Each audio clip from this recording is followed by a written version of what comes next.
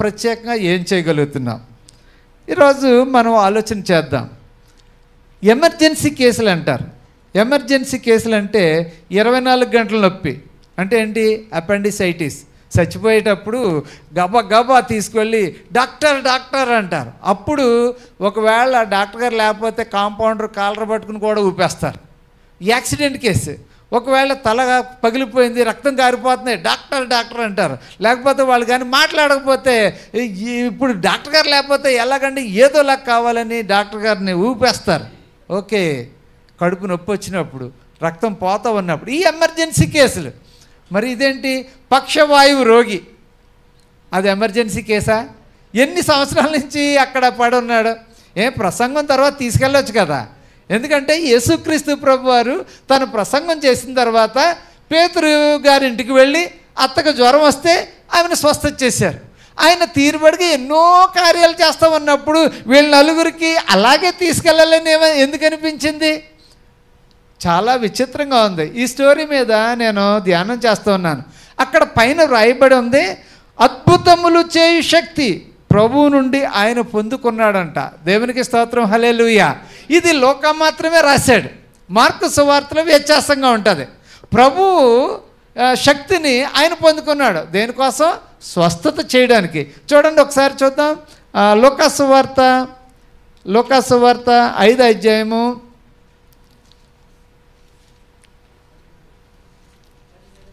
17వ వచనం ఒకసారి చదవండి.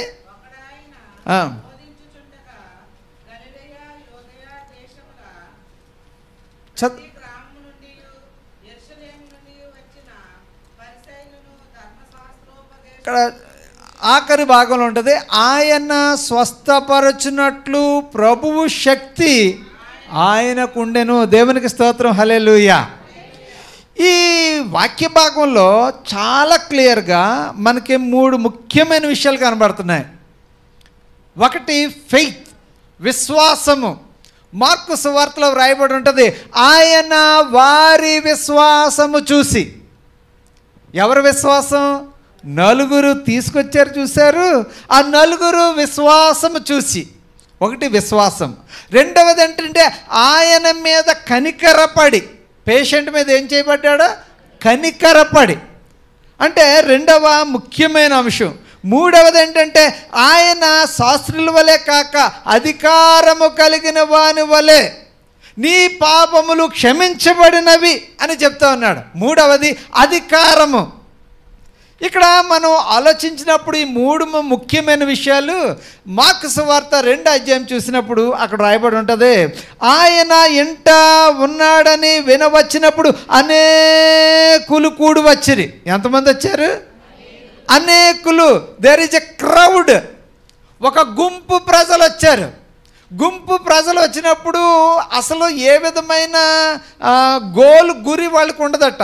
దీన్ని గ్రీక్లో ఒక్లోస్ అంటారు. ఒక్లోస్ అంటే క్రౌడ్. ఎయిమ్ లేని ప్రజలు, గురి లేని ప్రజలు. ఇప్పుడు ఒక పొలిటికల్ మీటింగ్ జరుగుతుంది అనుకోండి, అలా వెళుతూ ఆగుతారు. ఏం జరుగుతుందో చూడడానికి వచ్చిన వాళ్ళు ఒకరు, ఆ పార్టీ కోసం వచ్చిన వాళ్ళు ఒకరు, అసలు ఆ వచ్చిన వ్యక్తిని చూడడానికి వచ్చిన వాళ్ళు ఒకరు. అంటే వాళ్ళు ఎలా ఉంటారో ఊరకనే వస్తూ ఉంటారు. ఒకసారి నేను స్టోరీ విన్నాను. ఒకసారి ఒక అతను డ్రైవ్ చేసుకుంటూ వెళ్ళిపోతున్నట్టే సడన్గా మెడపడేసిందంట. మెడపడేది అబ్బా అని ఇలా ఉండిపోయాడు. ఇలా ఉండిపోతే అందరూ ఒకరి తర్వాత ఒకరు ఆగిపోయి అందరూ అతను చూస్తూ ఉన్నారు. ఏమైంది? ఆకాశంలో ఏమీ లేదు, ఇతనికి మెడ పట్టేసింది. పట్టినట్టు మళ్ళీ అలాగ అనుకుని పోయాడు. అందరూ కూడా అలాగే ఉన్నారు. చాలామంది ఒక్లోస్ అంటే గుంపు వారికి గురి ఉండదు. అక్కడ ఒక వ్యక్తి ఉన్నాడు, ఈజ్ ఏ సిక్ పేషెంట్. మంచానికి అతుక్కుపోయాడు. అతను కొన్ని సంవత్సరాలుగా ఉండిపోయాడు. అతను చెయ్యి కదపలేడు, కాలు కదపలేడు. ఈజ్ చెప్పొచ్చింది ఏంటంటే ఇంకా అతను అంటరాని వాడుగా ఉండిపోయాడని చెప్పాలి. కారణం ఏంటంటే ఈ రోజుల్లో ఉండేంత నర్సింగ్ సిస్టమ్ ఏమి ఉండదు. ఈ రోజుల్లో డైపర్స్ వచ్చినాయి. ఆ రోజుల్లో డైపర్స్ ఎక్కడ ఉన్నాయి? ఇంకా చెప్పాలంటే అతని దగ్గర స్నానం చేయడు కాబట్టి మురికి వాసన రావచ్చు, లేకపోతే ఇంకా చాలా బ్యాడ్ స్మెల్ రావచ్చు. యూరిన్ ప్రాబ్లం రావచ్చు, అది సరైన క్లీన్లీనెస్ లేక హైజీన్ ఏమీ లేక అతని దగ్గర చాలా బ్యాడ్ స్మెల్ రావచ్చు, అతనికి భోజనం తినిపించడానికి నోట్లోకి వెళ్ళక ఒంటి మీద పోసుకుని ఉండొచ్చు, చాలా అసహ్యంగా కనబడవచ్చు. కనుక బహుశా బంధువులు విడిచిపెట్టి ఉండొచ్చు. కానీ స్నేహితులు ఉన్నారు చూశారు, నలుగురు స్నేహితులు భారం కలిగి బాధ్యత కలిగి అతను ప్రభువుని వద్దకు తీసుకొచ్చారు. దేవునికి స్తోత్రం, హల్లెలూయా. So what is your concern about your friend? నీ స్నేహితుని గురించి నీకు అలాంటి భారము ఎప్పుడైనా ఉందా? ఇప్పుడు ఈ స్టోరీలో మనం చాలా మంచి విషయాలు చూస్తున్నాం. ఒకటి, హీలింగ్ మినిస్ట్రీ. యేసుక్రీస్తు ప్రభు వారి దగ్గర మాత్రమే స్వస్థత ఉంది. అందుకనే అక్కడ వ్రాయబడి ఉంది, అద్భుతాలు చేసే శక్తి ప్రభు ఆయనకు ఇచ్చాడు. యేసుక్రీస్తు దగ్గర శక్తి ఏంటంటే స్వస్థత ఇచ్చే శక్తి ఉన్నది, అద్భుతాలు చేసే శక్తి ఉన్నది. అది అక్కడున్న ప్రజలు గుర్తించారు.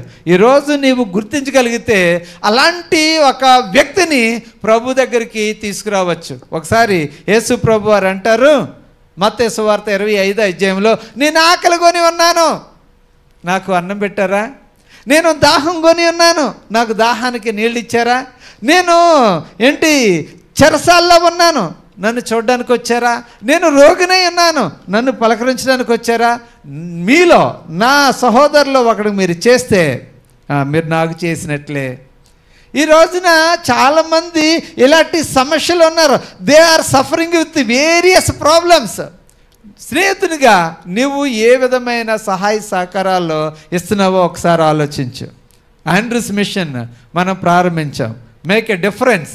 మనము ఒక కొత్త విధానంలో ఒక సువార్తను ప్రజలకు చేరవేద్దారని, ప్రజలకు సహాయం చేయాలని, నీ స్నేహితునికి సహాయం చేయాలని ఒక ఉద్దేశంతో చాలా చక్కగా దీన్ని ప్రారంభించాం. యవనస్తులు చాలా చక్కగా దీన్ని ముందుకు నడిపిస్తూ ఉన్నారు. అనుకోకుండా ఈరోజు వచ్చిన ఈ మంచి స్టోరీ చాలా అద్భుతంగా ఉంది. నలుగురు ఒక వ్యక్తి జీవితాన్ని మార్చడానికి ప్రయత్నం చేస్తూ ఉన్నారు. అతను ఎలాగున్నాడు తెలిసే, అవసరతలో ఉన్నాడు, అరుస్తూ ఉన్నాడు, పేదరికంలో ఉన్నాడు, కంపులో ఉన్నాడు. చాలా నేను చదువుతూ ఉన్నాను, ఈరోజు నాకు ఒక మెసేజ్ వచ్చింది. కంచె ఐలయ్య గారు పుస్తకం అట అమెజాన్ దానిలో నెంబర్ 1గా సేల్ జరుగుతుందట. అందులో ఆయన దళితులు లేదంటే కొన్ని క్యాస్ట్ల వారిని ఏ విధంగా అణగదొక్కేశారు అని అతను పోరాటం చేసిన పుస్తకం. అది చాలా చక్కగా అమ్ముడవుతుందని, బెస్ట్ సెల్లర్ అని చెప్పేసి ఉన్నది. 3వ పుస్తకం అది నేను మీకు డీటెయిల్స్ చెప్తాను. డీటెయిల్స్ చెప్తే మీకు బాగుంటుందని నేను తలస్తున్నాను.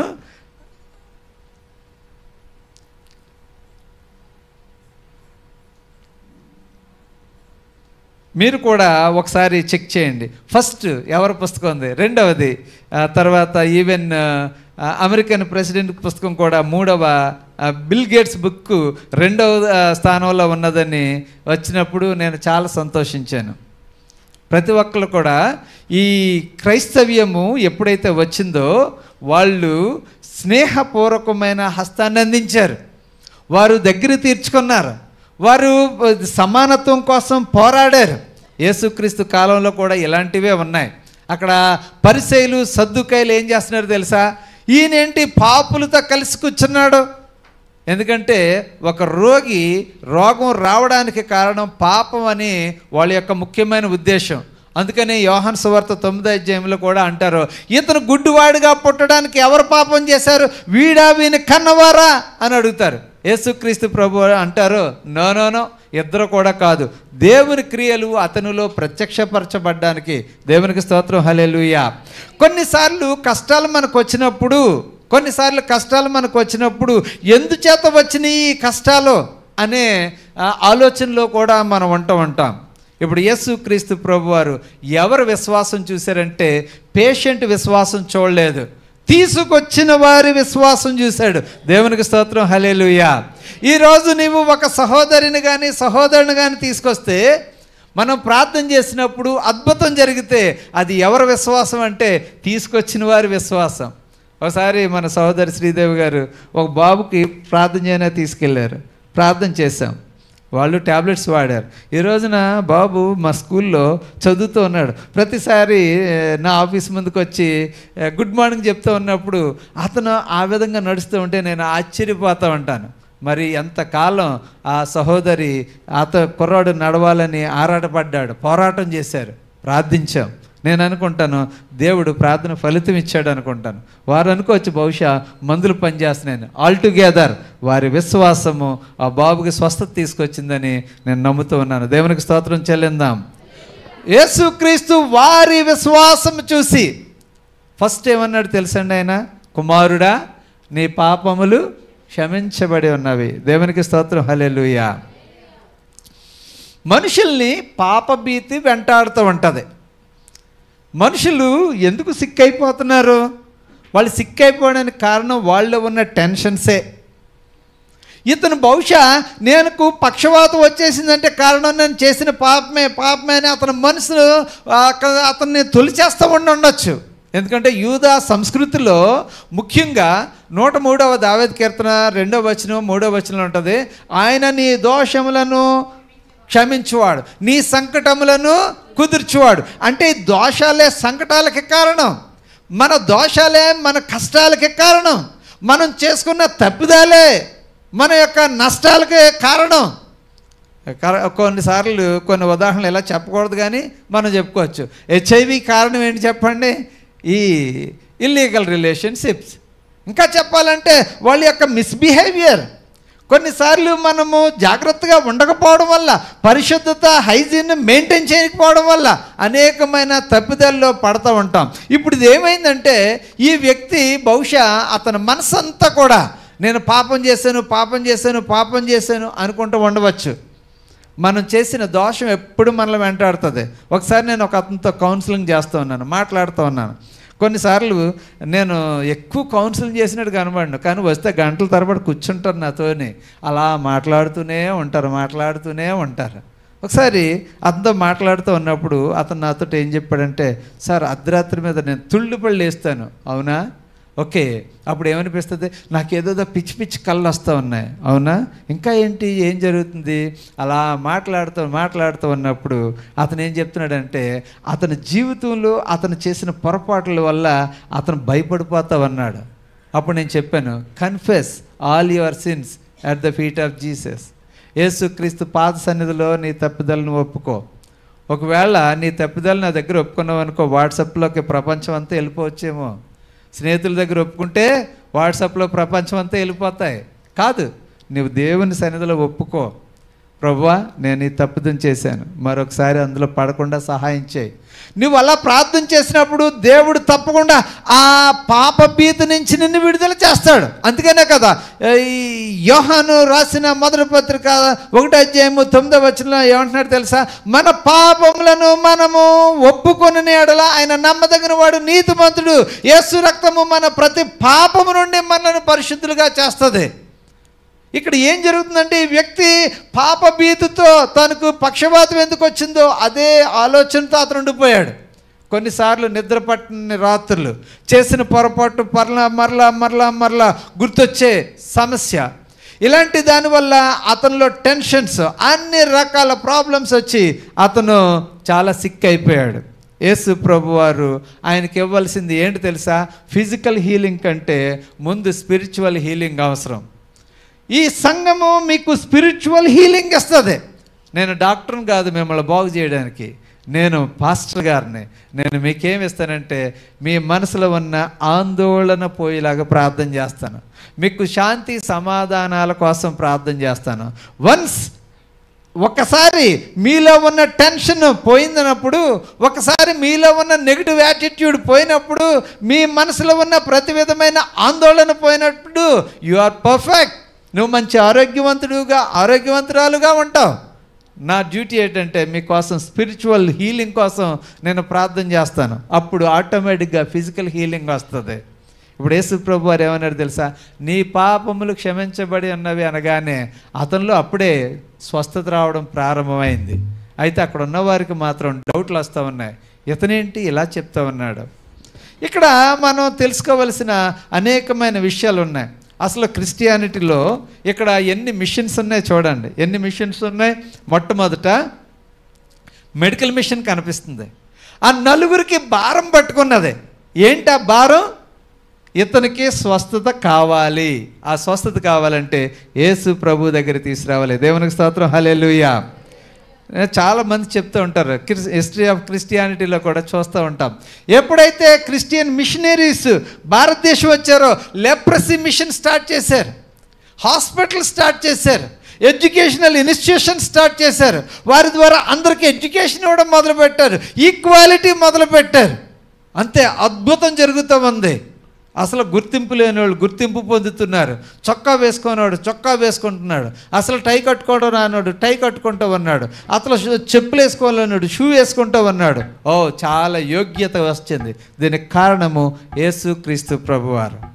యేసుక్రీస్తు ప్రభువారు ఆయన అనుసరించిన అనుచరులు ఏం చేస్తున్నారు అంటే, we must bring a medical machine.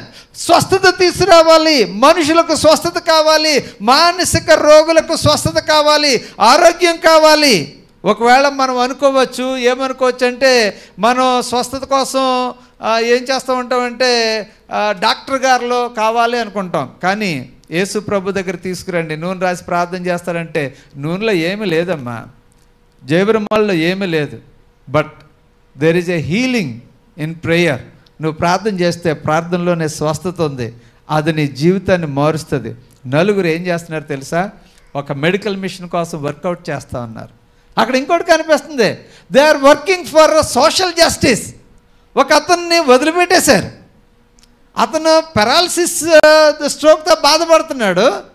అతన్ని చుట్టాలు వదిలేశారు, బంధువులు వదిలేశారు, కానీ స్నేహితులు పట్టించుకుంటూ ఉన్నారు. మీరు ఎప్పుడైనా చూసారా? ఇంతకుముందు గతంలో వీడియోలు వచ్చి నా దానికి పెట్టొద్దని చెప్పాను. ముసలాళ్ళని ఏం చేస్తారంటే ఒక పక్కన పడిచేస్తారు. ఒక ఆయన అన్నాడు, మగవాడు బ్రతుకు 4 దశలుగా ఉందన్నాడు. మన అందరూ తెలిసిన దశలు వేరు, ఆయన చెప్పిన ఇంటర్ప్రిటేషన్ దశ వేరు.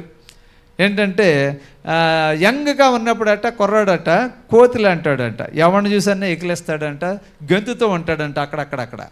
యంగ్గా ఉన్నప్పుడు, పెళ్ళి కాకముందు. పెళ్ళి అయిన తర్వాత గాడిద బతుకంట. గాడిద బతుకంటే ఏంటంటే సామాన్లు మోయడం, అక్కడ సామాన్లు మోయడం, ఇక్కడ సామాన్లు మోయడం. ఓకే, అదంతా ఫన్గా చెప్పాడు. పెళ్ళి అయిన తర్వాత పంది బతుకంట, పిల్లల్ని కంటూనే ఉంటాడంట. అదృష్టవశాన ఫ్యామిలీ ప్లానింగ్ వచ్చి ఇద్దరితో ఆపుతున్నారు, కానీ లేకపోతే కంటూనే ఉంటారంట. ఆఖరుగా ఏమంటాడంటే కుక్క బతుకు అంటూ ఉన్నాడు.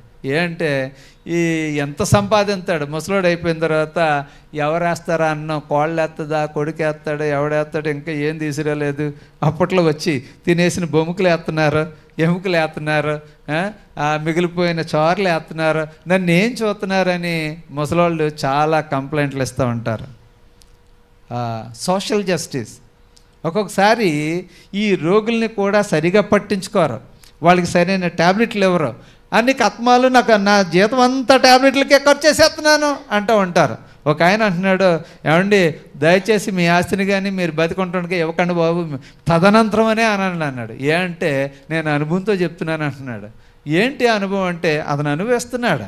అతను పాపం చాలా ఆస్తిపరుడు, కావాల్సినంత సంపాదించుకున్నాడు, కానీ వృద్ధుడైనప్పటికీ అందరూ వదిలిపెట్టేశారు. ఇప్పుడు అతను రాసేసిన తర్వాత బయటకు దూసేశారు అతన్ని.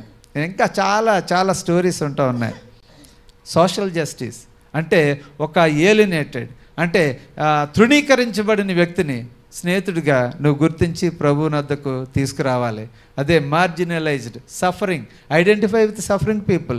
ఎవరైతే కష్టాల్లో ఉన్నారో, ఇరుకు ఇబ్బందుల్లో ఉన్నారో వారి కోసం ప్రార్థన చేయాలి, వారిని ప్రభు దగ్గర తీసుకురావాలి, వారికి ఏదో విధంగా స్వస్థతనివ్వాలి, వారికి జీవితాన్ని ఇవ్వాలి, క్రొత్త బ్రతుకునివ్వాలి అన్న ఆలోచన మనకి కలిగి ఉండాలి. ఆ నలుగురికి కలిగి ఉంది.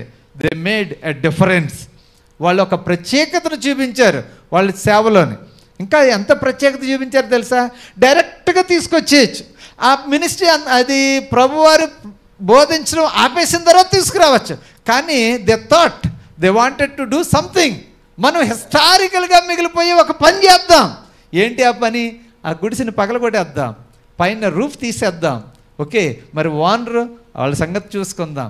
వాళ్ళు చేసేది చాలా హిస్టారికల్గా ఉంది. వాళ్ళు సాధారణంగా తీసుకొస్తే అది ఎవరో గుర్తుపట్టకపోదురేమో. ఎందుకంటే అనేక మంది పేషెంట్స్ని తీసుకొచ్చినప్పుడు పేతురు గారి నీడ వారి మీద పడి లేచారు. ఆయన నడుస్తూ ఉన్నప్పుడు ఆయన నీడ వారి మీద పడి పేషెంట్లు స్వస్థత పొందారు. అపోస్తలులు జేబురుమాలు పంపించినప్పుడు వారికి స్వస్థ వచ్చింది. కామన్గా ఉంది. కానీ ఇది ఎక్స్ట్రాడినరీగా ఉంది. ఏంటి ఆ ఎక్స్ట్రాడినరీ అంటే, కప్పు విప్పి సందు చేసి పేషెంట్ని దించడం. నువ్వు చేసే పని చాలా ప్రత్యేకంగా ఉండాలి. కప్పులు కానీ పగల కొట్టకండి అలాగన్నానని, ఇంటి కప్పులు పగల కొట్టమని కాదు, ప్రత్యేకత ఉండాలి మన పనుల్లో. ప్రభు కోసం నువ్వు ఏం చేస్తున్నావు? ఒక పేషెంట్ని తీసుకురావడానికి అడ్డులు తొలగిస్తామన్నారు, ఆటంకాలు తొలగిస్తామన్నారు. ఎంత భారమైనా ఖర్చైనా ఒక అతన్ని తీసుకొచ్చి అతనికి స్వస్థతనివ్వాలి, అతను తిరిగి ప్రజల్లో కలుపుకోవాలి, అతనికి కొత్త జీవితం ఇవ్వాలి అని వాళ్ళు నలుగురు భారం కలిగి ఉన్నారు. ప్రియమైన స్నేహితులారా, మనకి ఎలాంటి భారం ఉంది? We need to have a evangelism and discipleship. Evangelism అంటే ఇతనికి యేసుక్రీస్తుని గురించిన వార్తను తెలియచేస్తా ఉన్నారు. యేసుక్రీస్తు ఆయనే నీకు స్వస్థతనిచ్చేవాడు, నువ్వు నోరు మూసుకుని వచ్చేయి, మేము తీసుకెళ్తున్నాం, యు ట్రస్ట్ మీ, మమ్మల్ని నమ్మితే నువ్వు కూడా రా, నువ్వేమీ వర్రీ కాకు, మేము కదా నీ జీవితాన్ని మారుస్తాము. దేవునికి స్తోత్రం, హల్లెలూయా. ఓ, ఎంత చక్కని అంశాలు దీనిలో కనిపిస్తూ ఉన్నాయి. ఇక్కడ యేసుక్రీస్తు ప్రభు వారి కోసం ఇక్కడ అప్పుడు ఉంది, ఇప్పుడు ఉంది. ఇక్కడ రాయబడింది, శాస్త్రులను పరిసయ్యులను దేవదూషణ చేయుచున్న ఇతడెవరు? దేవుడు ఒక్కడే తప్ప మరి ఎవడు పాపములు క్షమించగలడని ఆలోచించుకొనసాగిరి. యేసు వారి ఆలోచనలు ఎరిగి. దేవునికి స్తోత్రం, హల్లెలూయా. యేసు ప్రభు కట వారి ఆలోచనలు తెలిసినాయి. ఆయన అందరి మనసులు ఎరిగిన దేవుడు. ఒకసారి చూద్దాం, చూడండి. హెబ్రీలకు రాసిన పత్రిక 4:13. హెబ్రీలకు రాసిన పత్రిక. ఒక్కోసారి నిద్ర వస్తుందేమో అని బైబిల్ తీయించా ఉండాలన్నమాట. అలాగే, మరియు ఆయన దృష్టికి కనబడని, దేవునికి స్తోత్రం, హల్లెలూయా, ఆయన దృష్టికి కనబడని సృష్టం ఏది లేదు. He can see everything. X ray ఉన్నది, అది లోపల ఎముకలు, మనం ఎలాంటి బట్టలు వేసుకున్నా సరే లోపల ఎముకలన్నీ ఎలా ఉన్నాయో మొత్తం స్ట్రక్చర్ అంతా ఇచ్చేస్తుంది. ఈ మధ్య ఎంఆర్ఐ స్కాన్ అన్నారు, మొత్తం మన తలలో భాగం ఎలాగున్నది, ఎక్కడ చిన్న పార్టికల్ లేకపోతే చిన్నది ఏదైనా పెరిగిందనుకోండి వెంటనే చూపించేస్తుంది. ఎన్ని సెంటీమీటర్లు ఉంది, ఎన్ని మిల్లీమీటర్లు ఉంది, దానివల్ల ఏంటి ప్రాబ్లం అవుతుంది మొత్తం చెప్పేస్తున్నారు. అంతకంటే ఎక్కువగా మన ప్రభువారు మన జీవితాలని తేటగా చూస్తూ ఉన్నారు. దేవునికి స్తోత్రం, హల్లెలూయా. అక్కడున్న శాస్త్రులు పరిసయ్యులు వారి యొక్క హృదయాల్ని ఎక్స్రే తీసినట్టుగా తీసేస్తా ఉన్నాడు. ఎక్స్రేలు ఎముకలు మాత్రమే చూస్తాయేమో, లేకపోతే గుండె భాగాలని, శరీర భాగాలను చూస్తాయేమో.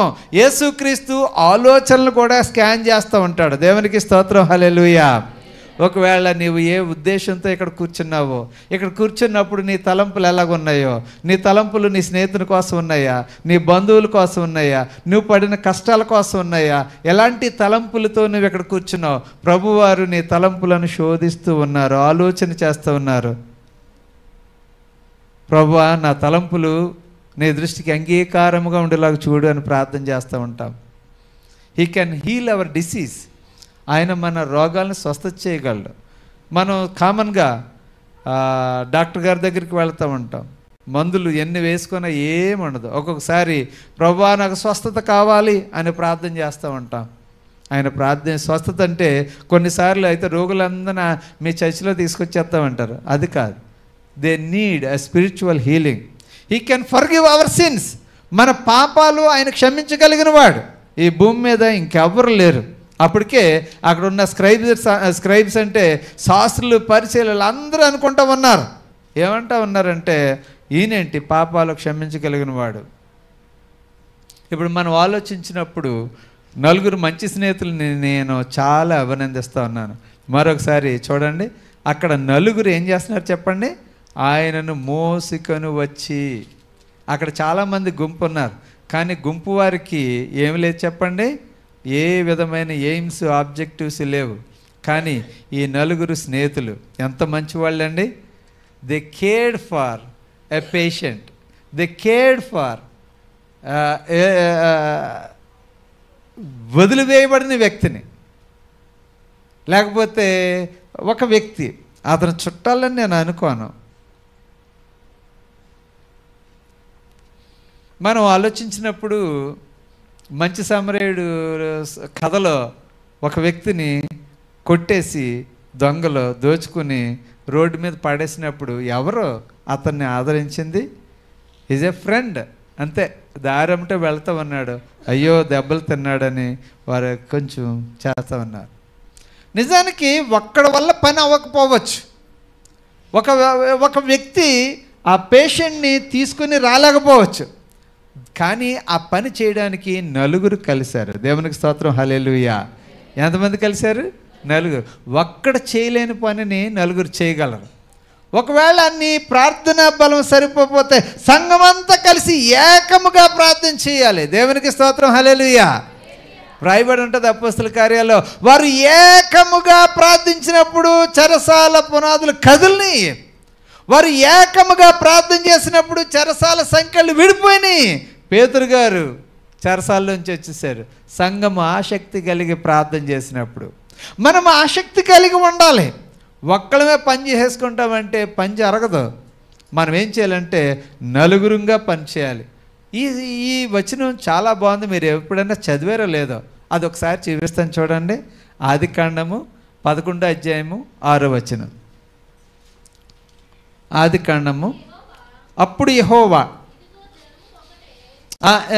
ఇది చూడండి, చాలా జాగ్రత్తగా చూసుకోండి. జనము ఒక్కటే, వారందరికీ భాష ఒక్కటే, వారు ఈ పని ఆరంభించి ఉన్నారు. ఇక మీదట వారు చేయదలిచి ఏ పని అయినను చేయకుండా దేవునికి స్తోత్రం, హల్లెలూయా. దేవుడే చెప్తున్నాడు, వాళ్ళు ఒక్కటే, ఇంకా వాళ్ళని ఎవ్వరు ఆపలేరు. భార్యాభర్తలు ఇద్దరు ఒక్కటైతే ఇంకా అత్తమామలు ఎవరు ఆపలేరు, వీళ్ళు ఆపలేరు, వాళ్ళు ఆపలేరు, లేచిపోతారు ఇద్దరని. మీతో మేము బళ్ళపోతున్నాము, మీరు పడండి, మేము వెళ్ళిపోతామంటారు. కుటుంబం అంతా ఒక్కటిగా ఉందనుకోండి, ఏ శత్రువు రాలేడు. చాలామంది ఏం జరుగుతుంది తెలుసా, ఈ భార్యాభర్తలు వీళ్ళేమో తల్లి మాట వింటారు, వీళ్ళేమో తండ్రి మాట వింటారు. మొత్తానికి గొడవలు అయిపోతూ ఉంటాయి. వీళ్ళిద్దరూ ఒకే మాట మీద ఉన్నారనుకోండి, ఏ శక్తి ఆపద వాళ్ళనే. సంఘము అంతా కలిసి యునైటెడ్గా ఉన్నప్పుడు గొప్ప అద్భుతాలు జరుగుతాయి. దేవునికి స్తోత్రం, హల్లెలూయా. అపోస్తుల కార్యాలంతా చదివారు కదా, ఇందాక అధ్యాయం చదివినప్పుడు ఏం జరిగింది? ప్రార్థన. మనం ఉపవాస ప్రార్థన చేయాలి, ఆల్ నైట్ ప్రార్థన చేయాలి, 40 రోజులు ప్రార్థన చేయాలి. మనం ప్రార్థన చేసినప్పుడు ఒక శక్తి విడుదలవుతుంది దేవుని దగ్గర నుంచి. దేవునికి స్తోత్రం, హల్లెలూయా. They are one. వాళ్ళు ఒక్కడుగా ఉన్నారు, వాళ్ళకి అడ్డేమీ లేదు. వాళ్ళు ఏం చేయాలనుకుంటే చేస్తారు. వాళ్ళు ఏం చేయాలనుకున్నారు తెలుసా? హెవెన్కి, పరలోకానికి పెద్ద గోపురం కట్టేయాలనుకున్నారు. అంటే వాళ్ళు ఆపడానికి ఎవరి తరం కాదంట ఉన్నారు. అదే ఈ రోజున మనం నేర్చుకునేది ఏంటి తెలుసా? ఒక్కటిగా నువ్వు చేయలేనిది నలుగురుగా నువ్వు చేయగలవు. ఒక్కడిగా నువ్వు చేయలేనిది సంఘముగా నువ్వు చేయగలవు. ప్రభువులో నువ్వు ఐక్యత కలిగి ఉండాలి. కొన్నిసార్లు ఐక్యత లేక మనం ఏ పని సాధించలేకపోతున్నాం. ఇంట్లోనూ సాధించలేకపోతూ ఉన్నాం. ఐక్యత లేక బయట సాధించలేకపోతూ ఉన్నాం. ఐక్యత కోసం ఎంతమంది పనిచేస్తున్నారో, యూనిటీ, వన్నెస్, ఒకే మనసు, ఒకే ఆత్మ, ఒకే స్పిరిట్. అబ్బా, ఎలాగ చెప్పుకోవడానికే కుదురుతుంది, కానీ అస్సలు ఏంటంటే సహాయ సహకారాలు అస్సలు ఉండడం లేదు. ఈ నలుగురు సహకరించుకోవడానికి ఎంత చక్కగా. మరి నేను మంచి టెస్ట్ మనీ చెప్తాను. మన టీం ఆండ్రూస్ మిషన్ వారు ఏం చేశారు? ఐక్యత. అబ్బో, నేను చాలా అభినందిస్తూ ఉన్నాను. కలుద్దామా ఈరోజు అంటే టపటపా వచ్చేస్తూ ఉన్నారు. ఎప్పుడు కలవాలి? వారు ప్రార్థన చేస్తూ ఉన్నారు. మనం ప్రభు కోసం ఏం చేద్దాం? సువార్తను ఎలా ప్రకటిద్దాం? వాళ్ళు ప్రారంభించిన సండే స్కూల్ మిషన్ వర్క్, నేను వారిని చాలా అభినందిస్తూ ఉన్నాను. నేనేమంటానంటే, మీరు వెళ్ళకపోతే వాళ్ళకి టీ స్నాక్స్ ఇవ్వండి, చాక్లెట్లు ఇవ్వండి, వాళ్ళు చక్కగా అక్కడ పంచుతారు. అదే మీరు చేసే మంచి ప్రోత్సాహం. ఒకవేళ వాళ్ళకి బలవర్ధకమైన ఒక ఆహారం ఇవ్వాలనుకోండి, ఒక 4 మంచి హెల్తీ డ్రింక్స్ ఇచ్చి, ఈరోజు స్పాన్సర్ నేను, మీరు చేస్తున్న పని నేను చాలా అభినందిస్తున్నానని తప్పకుండా ఇవ్వండి. మేము మమ్మల్ని పిలవలేదు, మమ్మల్ని కలుపుకోవట్లేదు అనక్కర్లేదు. అసలు మీరు వెళ్ళగలిగితే వెళ్ళండి, వెళ్ళకపోతే చక్కగా ఈరోజు ఎంతమంది స్టూడెంట్స్ ఉన్నారు, 30 మంది, 30 చాక్లెట్లు ఇవ్వగోనండి అని ఇచ్చారనుకోండి, దట్ ఈజ్ అన్ ఎంకరేజ్మెంట్. పిల్లల్లో వారి సొంత డబ్బులు పెట్టుకుని మేము ఒక ప్రభు కోసం ఒక మంచి మినిస్ట్రీ చేయాలని అనుకుంటున్నాము అని అన్నారు. మరి అలాగే ఎంతమంది మనం వస్తున్నాం? మనం చేయాలి. ఈరోజు యేసుక్రీస్తు కోసం తెలిసిన మరొక మంచి విషయం ఏంటి తెలుసా? ఆయనట మన మనసులను ఎరిగిన వాడే కాదు, ఆయన మనల్ని స్వస్థ చేయగలిగిన వాడే కాదు, ఆయన మన పాపాలను క్షమించగలిగిన వాడు. నలుగురు ఎంత మంచివారంటే, వాళ్ళు ప్రారంభించిన పనిలో హీలింగ్ మిషన్ ఉన్నది, వాళ్ళు ఇవాంజలిజం ఉంది, ప్రభు దగ్గర తీసుకొచ్చి సువార్తను వినిపింపచేస్తూ ఉన్నారు, ప్రభు దగ్గర తీసుకొచ్చి క్షమాపణను నేర్పిస్తూ ఉన్నారు. అంతేకాదు సోషల్ జస్టిస్ ఉంది. అతను ఒకవేళ విడిచిపెట్టబడినవాడు, అతన్ని తీసుకుందాం, అతను నిలబెడదాం, సమాజంలో తిరిగి అతనికి గుర్తింపు తీసుకొద్దామని పోరాటం చేసిన వారు.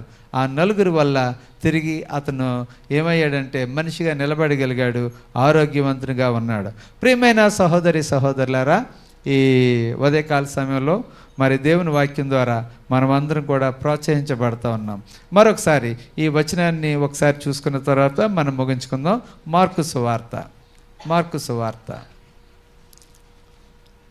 2వ అధ్యాయం. మార్కు సువార్త 2వ అధ్యాయం. కొన్ని దినములైన పిమ్మట ఆయన మరలా కపెర్నహూములోనికి వచ్చెను. ఆయన ఎంట ఉన్నాడని వినవచ్చినప్పుడు అనేకులు కూడి వచ్చిరి గనుక వాకిటనైనను వారికి స్థలము లేకపోయిన. దేవునికి స్తోత్రం, హల్లెలూయా. ఇక్కడ మనం అండర్లైన్ చేసుకోవలసినవి, గుర్తించవలసినవి. అనేకులు కూడి వచ్చిరి. తర్వాత కిందకు వచ్చినప్పుడు కొందరు పక్షవాయువు గల ఒక మనిషిని తర్వాత 4 చేత మోయించుకొని ఆయన యొద్దకు తీసుకుని. చూడండి, ఇక్కడ మనం గుర్తుంచుకోవలసింది, అనేకులు వచ్చారు కానీ వాళ్ళు ఏం పని చేయలేదు. అందులో కొందరు ఉన్నారు, ఆ కొందరు మళ్ళీ 4 పురమాయించారు. ఎవరిని? 4. ఈ 4 భారం గలవాళ్ళేమో అని నేను అనుకుంటున్నాను లోకా సువార్తలో. కానీ ఈ 4కి ప్రోత్సహించింది ఎవరు? కొందరు. చూడండి, 3 భాగాలు ఉన్నాయి. మరి మీరు కొందరిలో ఉంటారా, 4లో ఉంటారా? నా భాగం ఎందులో ఉంది? అనేకుల్లో ఉందా, కొందరిలో ఉందా, లేకపోతే 4లో ఉందా? వీరందరూ సమానంగా పనిచేసిన వాళ్ళే, సమానంగా పనిచేస్తున్నారు. ఇంకా అక్కడ చూసినప్పుడు అక్కడ మనం చూస్తున్నాము కొందరు, అనేకులు, కొందరు, ఇంకెవరు? 4. ఇంకెంతమంది ఉన్నారు అక్కడ చెప్పాలా?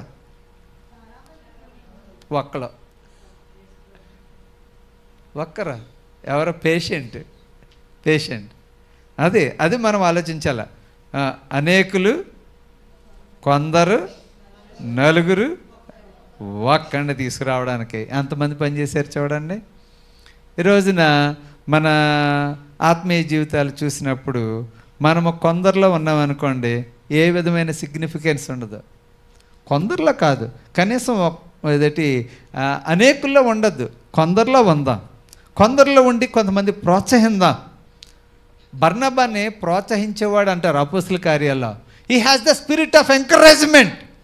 అతను ఒకసారి అపోస్తులైన పౌలు గారట మారు మనసు పొందిన తర్వాత, నేను మారు మనసు పొందాను, ప్రభు కనిపించారంటే ఇతను కొత్త అవతారం ఎత్తాడు మన సంఘాలని హింసించడానికంటే. బర్నబా వెళ్ళి అన్నాడు, లేదు నేను అతని కోసం భరోసా ఇస్తాను, కాబట్టి అతని సంఘంలో చేర్చుకోండి అని అన్నాడు. ఆ రోజు బర్నబాయే కానీ లేకపోతే పౌలు గారి సంఘంలో చేర్చబడరు.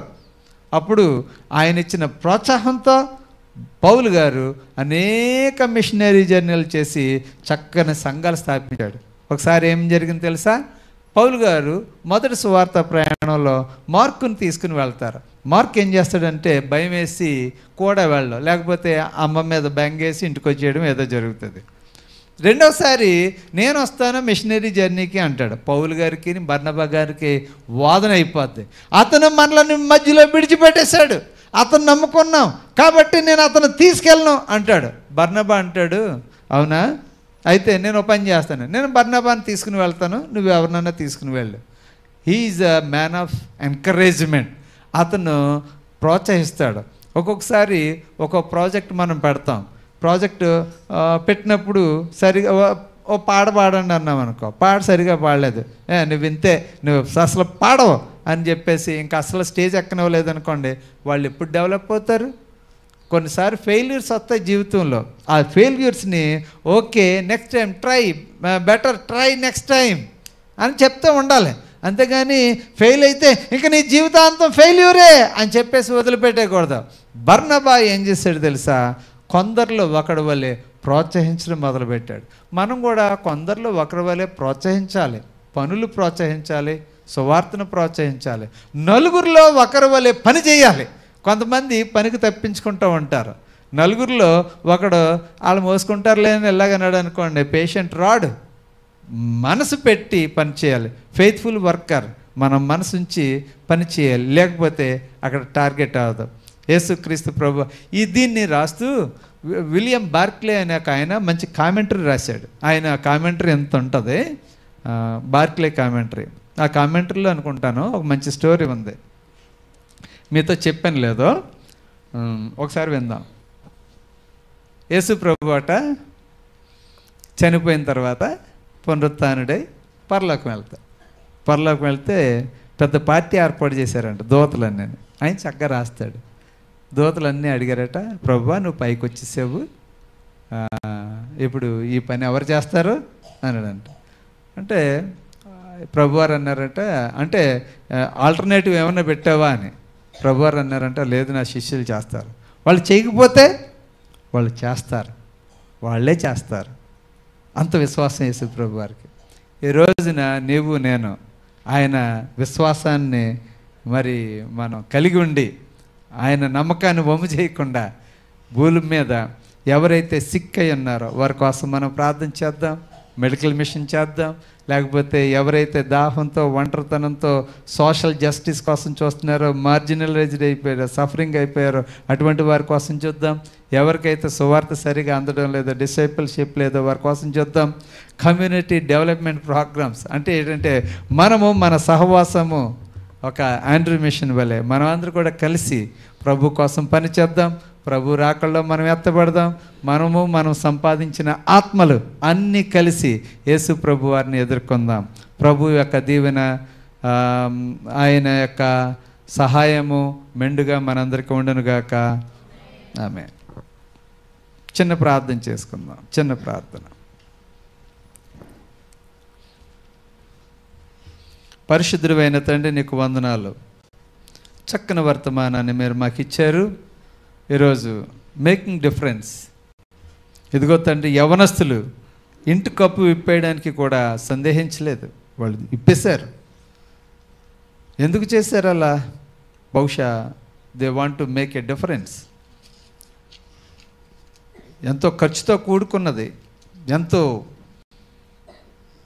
వ్యత్యాసం, ఎంతో ప్రోత్సాహం, ఎంతో విలువైనది. కానీ ప్రభువా, ఎప్పుడైతే వారు ఆ పని చేశారో యేసు ప్రభు వారు వారి విశ్వాసం చూశారు. ఈ రోజున కూర్చున్న వారి విశ్వాసం చూసి ప్రభువా మీరు వారిని దీవించాలి, వారు తీసుకొచ్చిన మనుషులను దీవించాలి, స్వస్థత చేయాలి. ఎన్నో పనులు ఉన్నాయి ప్రభు, అవన్నీ కూడా మేము చేయడానికి సహాయం చేయండి. మా బిడ్డలందరినీ మీరు దీవించండి. యేసుక్రీస్తు నామమును బట్టి అడుగుచున్నాము తండ్రి.